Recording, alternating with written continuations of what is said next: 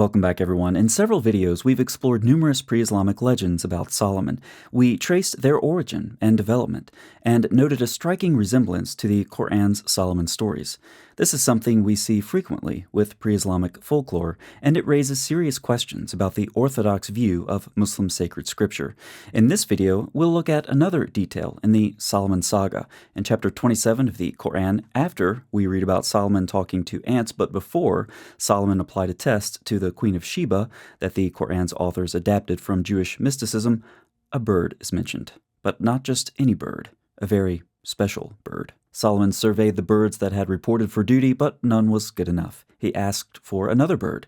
Where is the hoopoe? It better have a good reason for not being here. Soon the hoopoe showed up and said, I have encompassed what you have not encompassed, and I have brought you reliable news from the people of Sheba. Out of all of the birds that could have done the job, it was the hoopoe, specifically, that the Islamicized Solomon wanted. But why? It may not surprise you to know that many ancient cultures built up various traditions about birds. For example, the Greeks had prophets who would make their predictions and divine other forms of insight from observing birds. But the hoopoe was special. Because of its physical features, migration patterns, and its name, it was very significant. Here's one example. In Timothy Shum's article on the topic, he notes that the ancient Greeks came to understand the hoopoe as a weather prophet. People ranging from Egyptians to Arabs believed that the hoopoe had the ability to find water underground. So when you look at Muslim commentaries on the Solomon stories and read things like this from the venerable Tafsir ibn Kathir, now you know where that comes from. The hoopoe would look for water for Solomon in the various strata of the earth, just as a man looks at things on the surface of the earth, and he would know just how far below the surface the water was. When the hoopoe showed him where the water was, Solomon would command the jinn to dig in that place until they brought water from the depths of the earth. Another interesting fact is that due to the physical features of this bird, it became associated with the god Apollo. This in turn led the hoopoe to be associated with Kirkos, the sacred hawk of the solar Apollo. This association of the hoopoe and the hawk would later be taken up by Greek natural science, which considered the hoopoe to metamorphose into a hawk at certain times of the year. This could account for the close relationship between the hoopoes and hawks placed on the lips of Muhammad in the Hadith. So this could be another example of the vast amounts of material the Hadith compilers borrowed from the Greeks, suffused with new meaning and authority, because, Muhammad said so.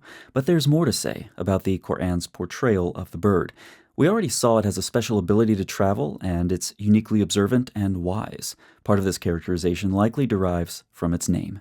Shum's article cites R. Drew Griffith, the professor of classics who wrote an article on the hoopoe's name, who called attention to the fact that this name has a strong resonance with the Greek gerund beholding.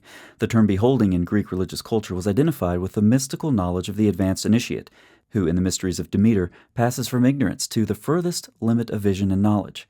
The concept of mystical knowledge is related symbolically to the bird's status as an airborne creature, which looks over and beholds the world and has the capacity for long-distance travel. In The Birds, Aristophanes attributes the wisdom of the hoopoe to its travels to Egypt, Elis, and Locris, which, as Griffith notes, closely parallels the hoopoe's statement to Solomon in Quran 27:20-22, the verses we read earlier, concerning his travels through the land of Sheba and his knowledge thereof. This article does also consider a biblical background for the hoopoe, but that's unlikely. The Bible's mention of the bird is brief, and it's only in passing, really just citing animals that are unclean and therefore unfit for consumption. It's also not mentioned in connection with Solomon. So the Quran's mention of the hoopoe, along with the rest of the Solomon legends, must be from elsewhere. Instead of the biblical background, Egyptian and Greco-Roman traditions associated with the kingship, wisdom, and magical power of the hoopoe are more consistent with a depiction of this bird as the servant and messenger of the prophet Solomon in the Quran and in subsequent Islamic traditions. Thus, the persistence of the hoopoe in Islamic and Muslim literatures and folklore is best understood as due to its use as a highly evocative symbol and literary motif, which includes tropes that go back to classical and late antiquity. The Quran tells us of the hoopoe's ability to travel to far-off places and speak from the depths of its wisdom.